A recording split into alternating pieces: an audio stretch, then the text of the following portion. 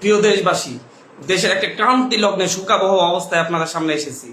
আপনাদেরকে বলতে চাচ্ছি, আজকে জানাতে চাচ্ছি, ভেবেছিলাম জানাবো না, কিন্তু এখন জানাতে বাধ্য হচ্ছি।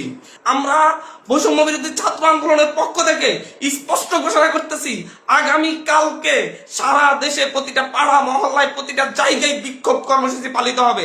আর আগামী কালকের পরে পরশু দিন থেকে সর্বাত্মক অসহযোগ আন্দোলন পালিত হবে। সর্বাত্মক অসহযোগ, কোনো ট্যাক্স দেওয়া হবে না এই সরকারকে, এই সরকারের অফিসে যাওয়া হবে না, কেউ তার অফিসে যাবে না, কেউ তার সরকারি বেসরকারি সকল অফিস বন্ধ থাকবে, সচিবালয় বন্ধ থাকবে, এভরিথিং বন্ধ থাকবে। গণভবনে কোনো বাস গাড়ি ঢুকবে না, বঙ্গভবনে কোনো গাড়ি ঢুকবে না, এভরিথিং অফ থাকবে এবং সরকারকে সর্বাত্মক অসহযোগিতা করা হবে।